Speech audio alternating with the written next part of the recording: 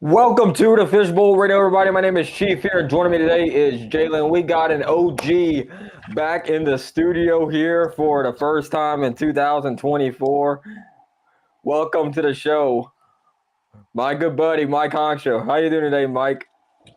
Doing great, Chief. I know it's been quite a while.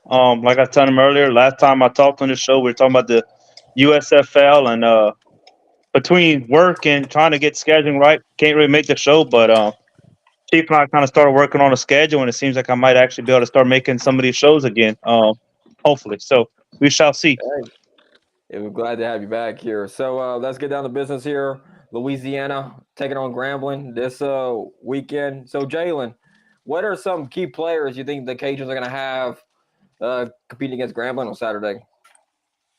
Yeah, Chief. So I also welcome back, Mike Honcho. Got to say that before we get started. But Chief, I know we got some breaking news out there saying where Ben Wooldridge is going to be the starter against Grambling coming up. I think that since I'm on here the pod, we already broke it. I think he is a key player for this team, especially after coming back from injury that he had last year. Go back to being the starting quarterback after missing a whole bunch of games, especially after Chandler playing and Zion Chris playing also, who transferred out. I think he's a key factor for the team because he's a leader on the offensive side of the ball. And then also, I want to give my leader on the defensive side of the ball, which I think is going to be Casey Osai, a leader right there on the defense. I think he is going to be key to the game. He's going to be the leader of the defense for, I want to say, second or third year in a row. He's going to lead this team on the field. He's been leading them as far as games played, tackle. Like, he's just overall great player. And I think from start to finish, he's the one who's going to be on the defensive side of the ball. So I think those two key players right there are what the Cajuns need to get a great start against Grambling. I know that everybody expects you have to win, but if they don't play well, then getting the win is not what they need because everybody expects them to win. So I think those two have to play well, and the whole team has to follow their lead for be able to get this win. All right, Alex, Mike Concho, any key players that you would like to see take the field on Saturday?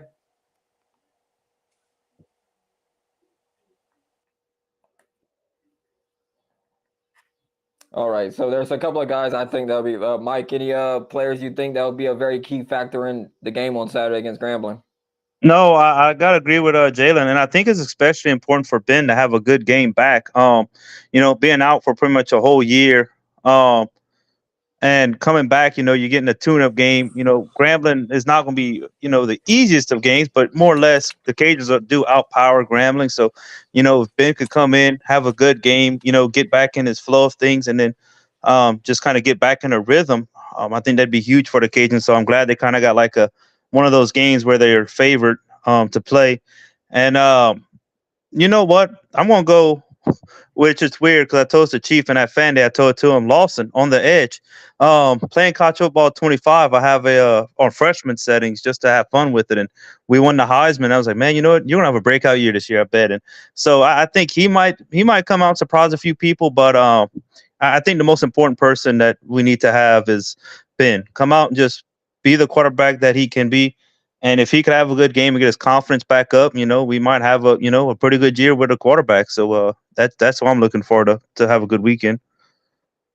Yeah, so we're really looking forward to this game on Saturday. So with Ben being out for a lot, there's gonna be some rust. I think Coach Daz at the podium today was talking about Ben played better at camp than Chandler did, and that was the main factor in his decision to get rid of to not select Chandler as starting quarterback there. So that is something we're going to keep an eye on and kind of see what's going on there. So that is one thing we're going to have to look at there and see. But when you look at it there, Ben, he's I think I like his arm better than Chandler's, but I do think Chandler is the more mobile quarterback between the two.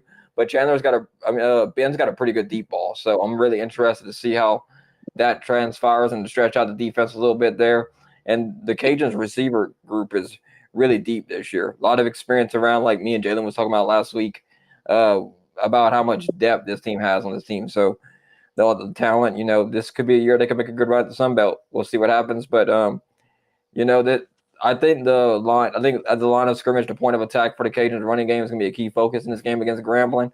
I think the Cajuns will be able to establish inside runs with Washington and then Davis. Being more of a elusive back than a running up the middle kind of guy like Washington is. So, what do you think, Jalen? How do you think the Cajuns are going to approach this game? Yeah, honestly, it should be.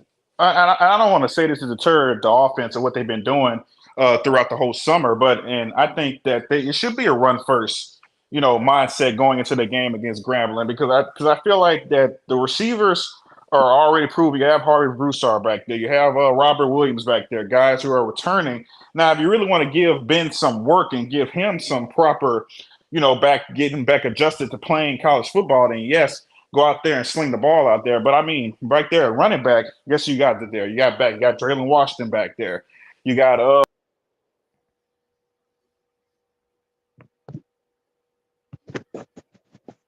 kicks too. So I think backs, I think you need to get them boys some work.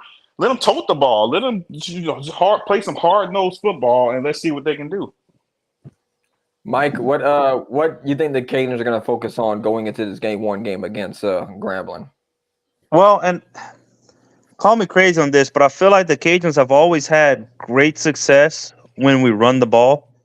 Um, and I think Georgia Tech's coach said it best after the win against Florida State. Just run the ball. And it's you sit back and think about it. How many great running backs you all has had over the past few years? And last year, you really, I mean, yeah, they ran the ball, but I just didn't feel like they were running as much as they used to, and depending heavy on the running backs. And they're trying to make more passes work. And I get it, you can't just always run the ball, but I think we just need to get back to smash mouth football and just run the ball. And like I said, just think about all the great running backs we've had over the years and how good they've been. And shout out to Jacob Cabote last night with the Saints, scored 2 touchdowns. It's one of those things of if the Cajuns can run the ball and establish the run really well, then the quarterback, Ben, can do his thing. And like Jalen said, we have experienced receivers back. So run the ball and then hit them with a surprise with the pass. But I think they need to focus on running the ball. Yeah, I think that's something that they're going to really focus on here. Last year, in 22, there was an inexperience up front at times for the Cajuns, whether it be due to injuries or whatever what happened out there. But whenever you try to establish the running game, is going to open up your passing game a good bit there too. So running the ball is going to really, you got to, if you're doing it very well, the defense is going to have to compensate for that, where they're going to get in there and they're going to have to either load the box or maybe bring some safeties down to try to stop the run. And that's when you open up your passing game, where you can go over the top. And, Harvey Broussard, like Jalen brought up, Lance LeGrange, these guys have been around for a good while as being Cajuns here. And they're loaded with talent at receiver, like we mentioned earlier. So if they can go over the top here, like when they load the box up and stuff, it's going to be very hard to stop that Cajuns offense this year. And I think if they can really hone in on the running, they got 2 great running backs, Draylen Washington and Elijah Davis. They both can, really put a lot of pressure off that passing game if they are able to establish a run. And it all starts up front with the Cajuns with the offensive line. If they're able to hold their blocks and able to push these linemen maybe 4 or 5 yards down the field here, they can be really bulldozing up front here. I think the Cajuns do that in this game, though. I think they're going to control the line of scrimmage on both sides of the ball here.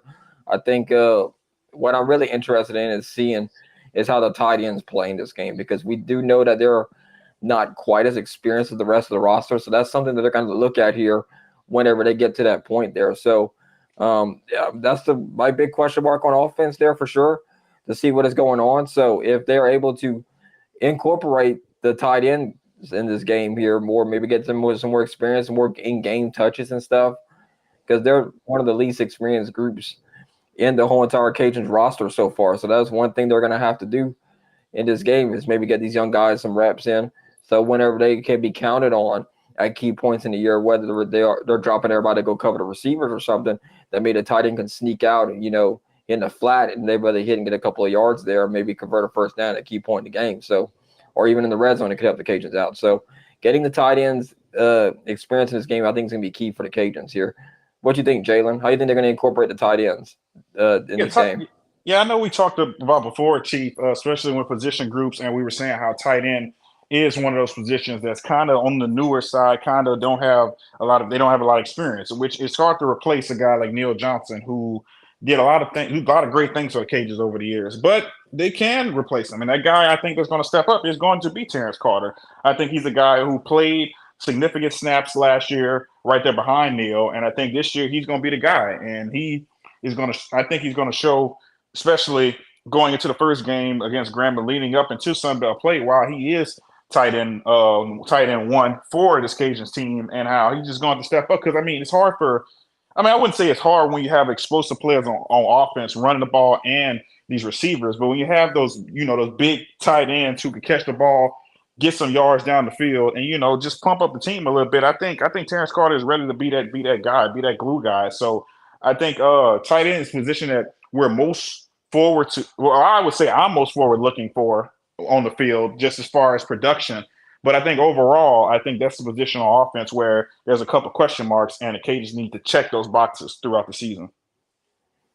Okay, Mike, are you looking at any other position group on defense that you think could make a big impact in this game? Yeah. But quick side note, and I just don't know why this came to me, but notice how we've been having success with running backs with the first name Elijah, right? You had Elijah Right. McGuire, one of the best running backs, then you had Elijah Mitchell, and then now here we have Elijah Davis. So let's hope we keep the Elijah train rolling on this. But defense, I really just want to see the line, I guess, get better. I know, like, cornerback wise, we've given up passes, but just I felt like people could run the ball on us a lot, and we just couldn't tackle. And I just hope the defense gets better, because we always have the joke of looking for a defense. We have another friend of the show that we always joke with, like, hey, can you go find our defense, because it's just not there. And in general, I'm hoping for the whole defense to do better. But I think the defensive line, if they can step up and stop the run, I think the Cajuns have a lot of success with that this year. Yeah, so the defensive line last year did give up a lot of running plays and stuff last year. They were ranked really bad down toward the bottom part of the Sun Belt with the rush defense last year. That was something that they did talk about during camp and stuff of getting better at. So we're gonna find out in these first couple of games whether that is true or not, that they gotten better at it or not. You got to watch how coaches talk, because a lot of their stuff they say is just coach talk, which is basically like, yeah, we're going to get better here, here, and here. But when you get down to the season, you're like, yeah, same old issue. So that's a problem that you might actually have there. So now I think we've kind of previewed a good bit of this matchup here. Any predictions here, guys, about this game here? I got the Cajuns beating Grambling 45-17. Who you got, Jalen? Yes, I'm going to go with the Cajuns also. I'm going to go with a little bit higher scoring. I think his offense is kind of powerful. I want to say 48-17 Cajuns win. Okay, at least we're agreeing on the defense. The defense giving them only 17 points. What you thinking, Mike?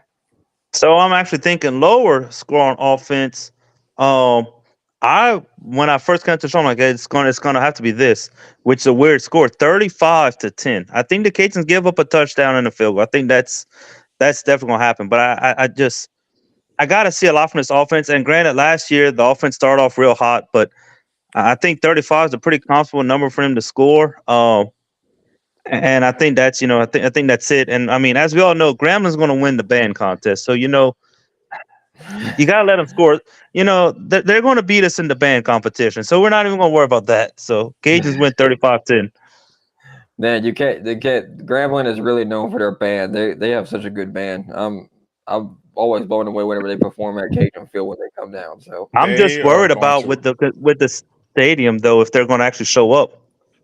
Well, they actually have them in the stadium. They got them. They're coming down, so they'll be like in the visitor side, right by the grassy hill on that side. They're going to be in that corner.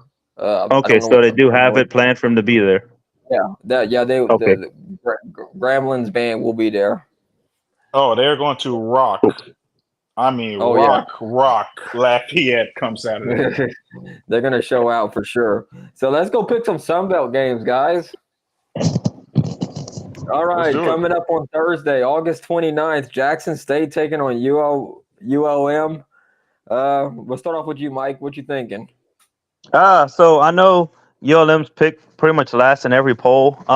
Jackson State's still pretty good, even without Deion Sanders being there. But I think Monroe wins it, but it's a lot closer game than anybody would expect. From that game, I think Monroe wins a tight one. Okay, Jalen, who you got in Jackson State versus UL Monroe? Yeah, I'm gonna go with you on my road. But to be honest with you, Chief and Mike, I'm not the biggest. It's not my confidence is not there 100% with ULM against anybody. To be honest with you, but against Jackson State, up and coming team, I would say still in the SWAC because post like Mike said, post Deion Sanders era. Still trying to find their way. I think ULM takes it, but if it's close, like super close, that wouldn't surprise me at all. But hey, I mean, look, ULM might be on the ups, man. They got a quarterback by the name of General Booty.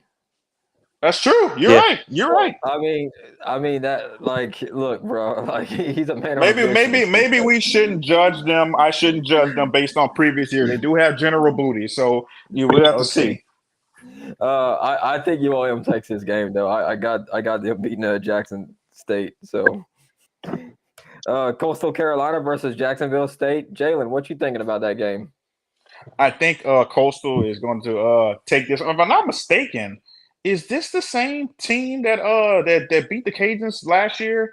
And Yeah. Yeah. yeah, Yep, okay. I ULM. thought so in the bowl game. All right, but still, I still think overall, I think Coastal's still going to get the win post Grayson McCall era. I think Coastal is going to take this one.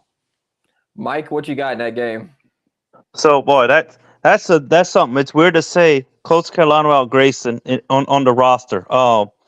I don't think they have. I think they still win this game, but I'm curious to see how they're going to do. I'm having a brain fart as to who their head coach was that just left. Who left there? Um, but without Grayson, it's going to be weird to see Coastal Carolina without him. So you're going with Coastal?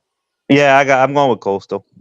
Okay, so the spread's got Jacksonville State ahead by Ooh. 2.5 points right now. It is Monday, so it's going to be kind of a change throughout the week. So, um, I mean, they're going on the road. It's kind of a tough environment.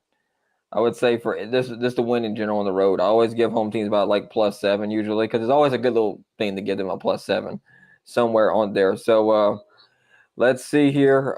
I'm thinking that if you look at it here, um, I I'm thinking that this is a tough one for me. Uh, I'm gonna disagree with both of y'all. I think Jacksonville State wins it. I think they're gonna do enough just to get the job done. I kind of agree with Vegas though. I think 3 points is gonna be the deciding factor. I think they rely on Grayson.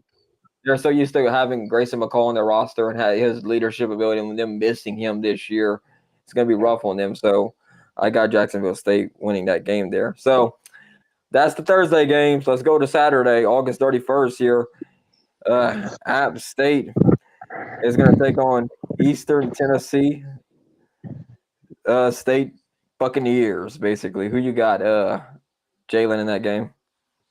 So, I mean, I don't even think it matters that it's in Boone, North Carolina or not. I still think App State is going to come out there with the win. But I'm interested to see if this going to be the same App State, not the same App State team, but an App State team who a couple years ago was playing against the Cajuns for the Sun Belt Championship. So I'm just curious to see how this App State team is going to play. I'm kind of they're kind of one of the sleeper teams in the Sun Belt for me, honestly. But I think they're going to get the win against ETSU.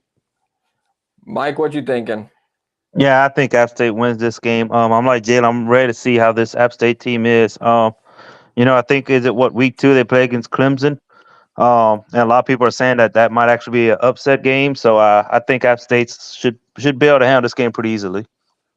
I would watch App State in the East. That is one team that I would definitely keep an eye on. They know how to, they're constantly kind of in that discussion in the East for sure for Sunbelt. So I got App State beating Eastern Tennessee though. I think they'll get it done easily. Boise State versus Georgia Southern. Jalen, who you got in that game? See Boise. now I might have been tempted to go with Boise State just because, but then again, they're away. They don't get to be on the blue field, Chief. You know how nice that blue field is. But I think Georgia Southern is going to take this one and start off the season for themselves 1-0. Okay, Mike, who you got in that game? Georgia Southern's one of those teams that I think kind of is like an underdog this year in the East. Um, but if I've learned something about Boise State playing on the road in the South, especially the Sun Belt teams, they seem to do pretty good. I think Chief can remember the sauna game of sitting in the stands and watching, No. just watching Boise State beat UL down Oh, in the heat that oh, like to kill everybody at the stands. So I'm going to still go Boise State here. They've kind of dropped down from their power rankings of being one of the top group of 5 teams, but I still think they have that edge, and I don't think Georgia Southern's there just yet. But give it about another year, and I think Georgia Southern might actually win the East. But I'm going to go with Boise State. oh my! You brought back a memory I did not want to relive. Thank you for that, Mike. I remember that Boise State game very well, and it was very sad and scary to see because literally by the time halftime was there, you just saw the band come on the field, and the band members just started dropping like flies. Like there was like 4 people that passed out from the heat from the. I don't think my body's actually recovered from that game actually, because it was hot. Like it was like sitting in an oven. Like last year, if you stay outside like about that, it was about like that hot on that field and that Wait, concrete wait, around wait. it. So let me ask you this, Chief. So the game was really that hot? Like it was that hot to They where had people. everybody? Yes, people left. It was so hot that people left in droves in the stands because it was so hot outside. And like the band went on the field, I counted 4 or 5 of them just dropped down on the ground from like heat exhaustion. They had people go pick them up. It was like one of those like cartoons that you just saw people just keep dropping on the ground, like just Oh from my whatever going on. God! And the Cajuns lost too. Oh, it was bad. Like Yeah, Boise we State got ran up and down. embarrassed. Yeah, it was like 45 to like 13 or something like that. Yeah, And it wasn't even close. It's a but yeah, lose situation. yeah, I got Boise State taking care of Georgia Southern. They're favored by 13 on Vegas, but I would love to pick Georgia Southern to win this, but they are an underdog, like Mike said, this year, kind of Sun Belt. But I got Boise State taking care of business in that game against Georgia Southern. So looking forward to this one here. I'm gonna try to watch this one if I get an opportunity to. Old Dominion versus South Carolina. Who you got, Mike, in that game? Ah, I think South Carolina wins it. They haven't been as good lately. Um, but Old Dominion's still just one of those teams. It's hard to tell if they're good or bad. A lot of people have them not doing so good this year, but you never know early in the year how teams take it, and there could be an upset. But I just think South Carolina wins it, and I think by 2 or 3 touchdowns. Okay. What about you, Jalen? What you got? So, you look back at it last year, Old Dominion's defense against the Cajuns' offense. They just look like the Monstars out there. I mean, they weren't the Cajuns weren't able to do anything really on offense. You look back at that game that was at Old Dominion. So I don't want to sleep on them in this matchup against anybody, honestly. But against South Carolina, team in the SEC, South Carolina's at home. I'm gonna go with South Carolina in this one. But shout out to Spencer Rattler doing his thing with the Saints right now, free season. So who knows? He's gonna be QB2. We'll see. But I think I'm gonna go South Carolina with this one. Speaking on the Spencer Rattler, I hope he does become QB2 for the Saints this year. I like the way he's played so far as a rookie, so he's looking pretty good. But South Carolina got replaced their starting quarterback, Old Dominion. They had a good defense last year. They're the transfer portal. Like it changes year to year, so you really don't know who's got what and who's going to do what. So South Carolina's favored by 21 in this game.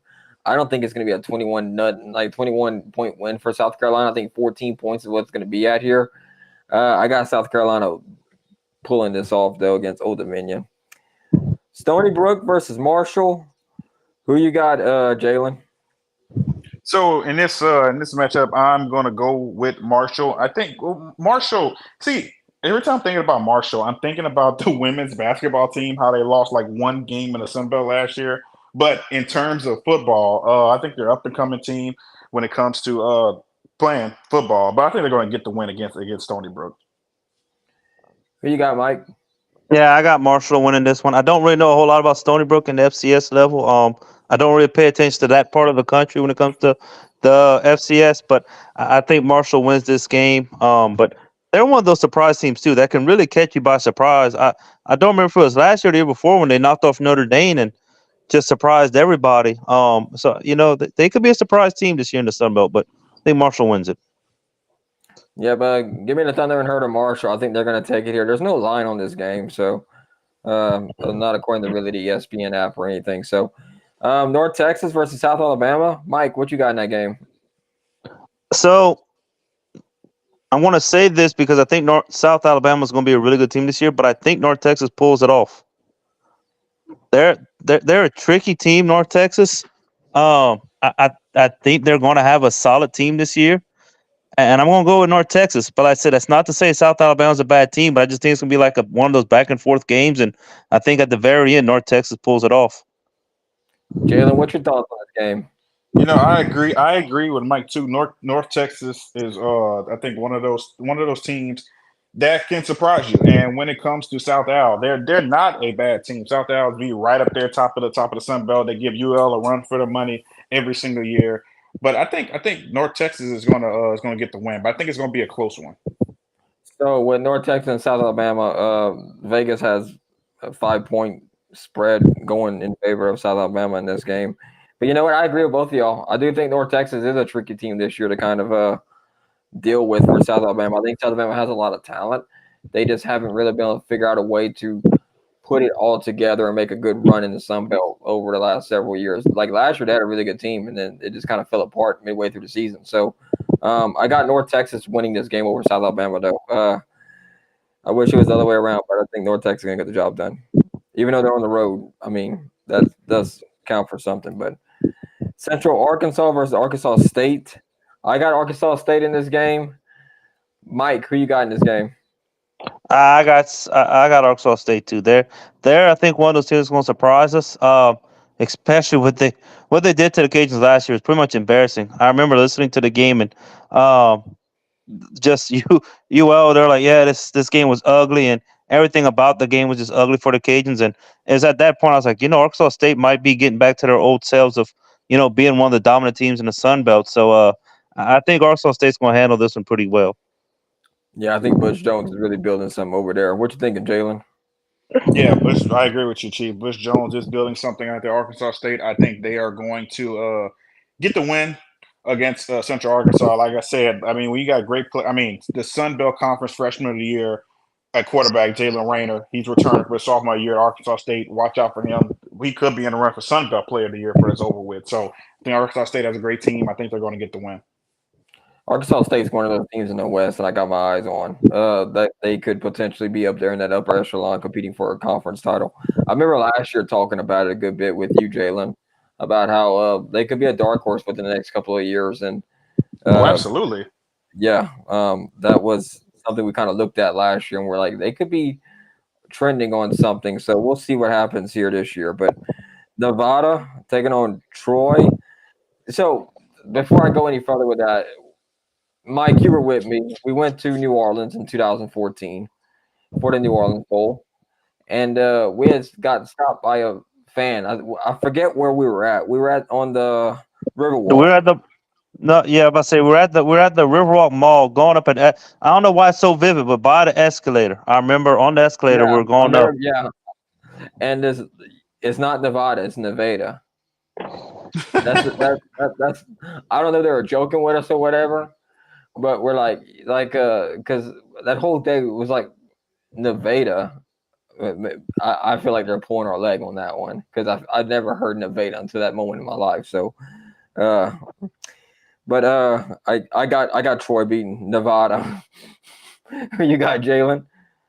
Yeah, I got Troy beating Nevada, but I want to say this, Chief, and I'm gonna use Mike as a witness. Hear me say this: Troy is not going to three-peat as Sun Belt champs. I'm calling it right here, right now. They're going to win against Nevada, but the overall season, they're not repeating as champs. We're not getting a three-peat. You heard that live here on the Fishbowl Yep, Radio. we're not. Well, Yep, we're not getting a three-peat. I got Chief and Mike as witnesses. Hearing me say this right there, right here, right now. and the Troy is Fishbowl Troy. Nation. Yep, and all of Fishbowl Nation. You hear me also. Troy is not three-peating as Sunbelt champs. Jalen just said that. Just letting everybody know. All right, Mike, who you got in this game?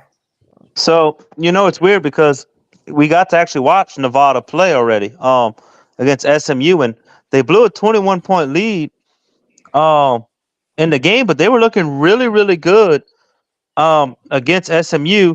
And I don't know if that's just the way SMU is playing or not, but I was like, man, this Nevada team's doing a lot better because Colin Kaepernick was the last great player they've had, and since he's played, they haven't really been that relevant in anything Nevada. So I think I think Nevada could possibly win this one. And Troy got gutted this year with the transfer portal. I haven't paid attention as to who they may have gained, but they got gutted pretty hard And they in the and they transfer lost their head portal. And coach. so I don't think I don't think Troy three-peats either, but I don't know I'm not going to get as bold as Jalen just yet on that one.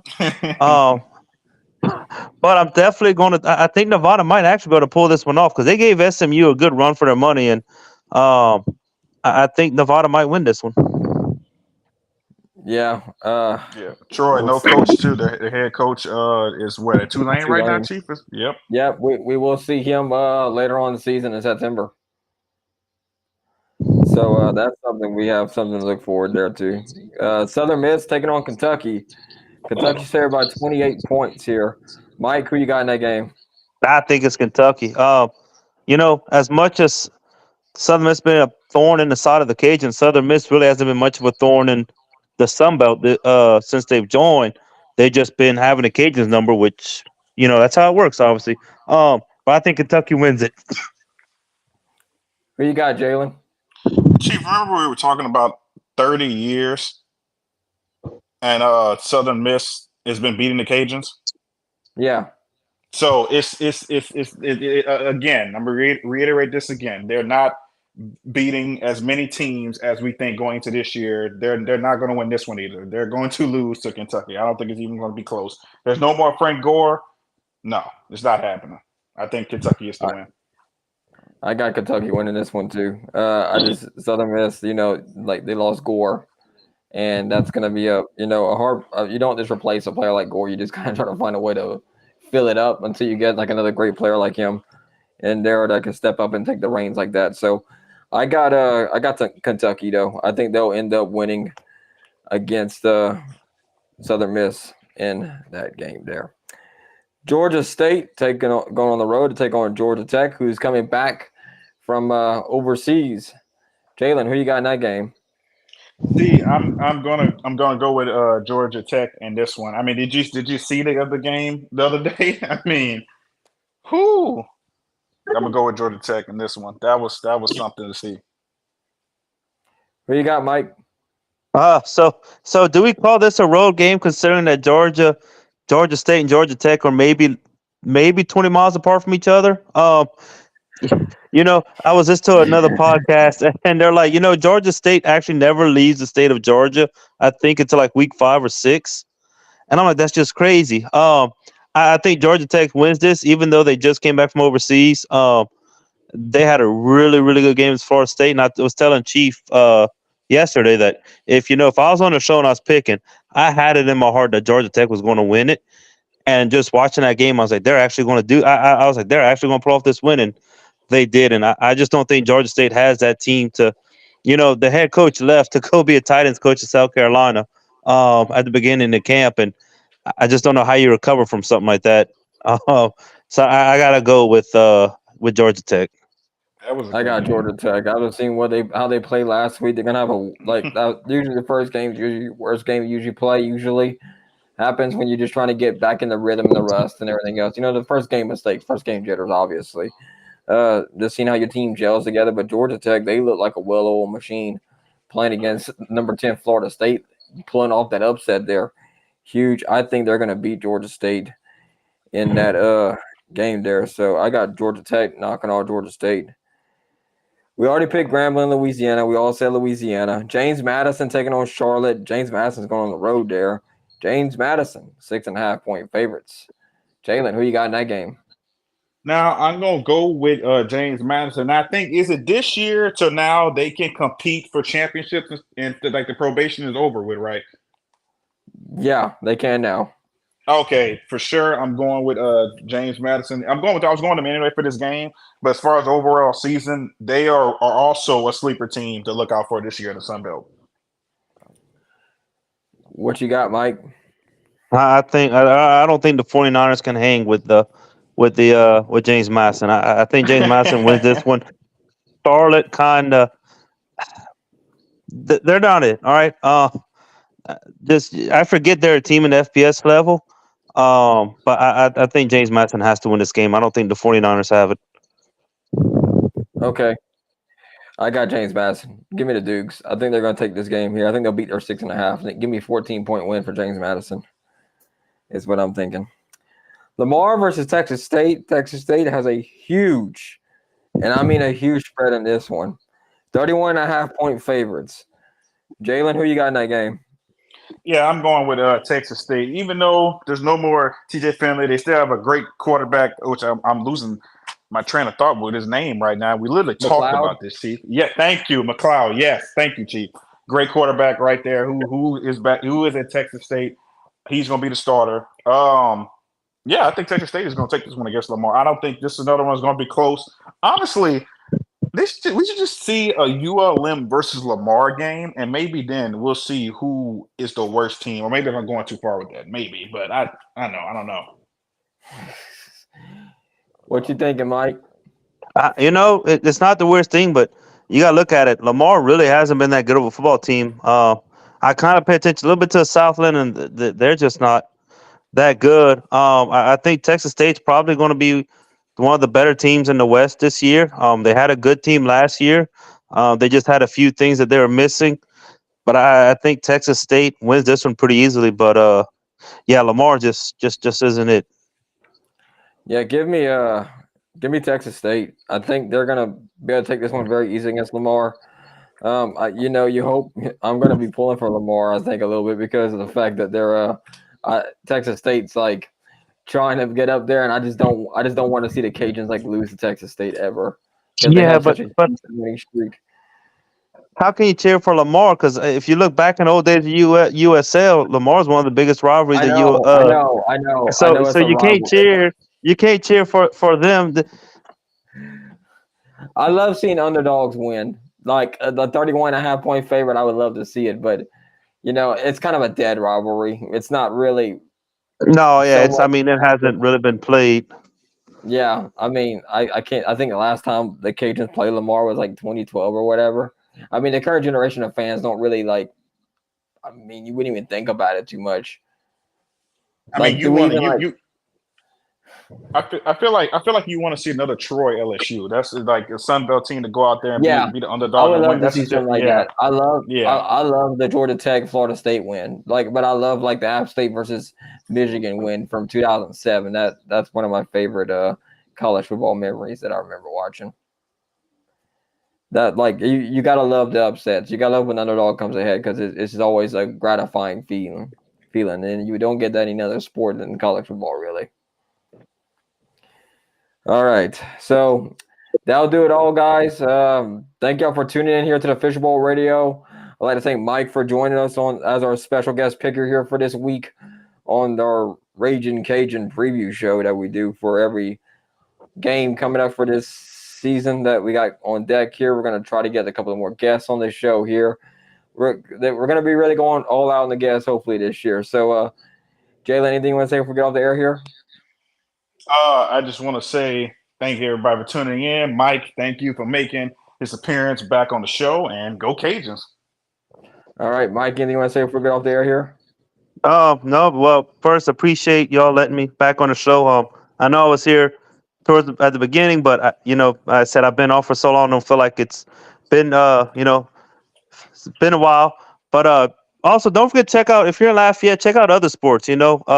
Soccer plays Thursday against Northwestern State, and Sunday they play ironically enough against Grambling.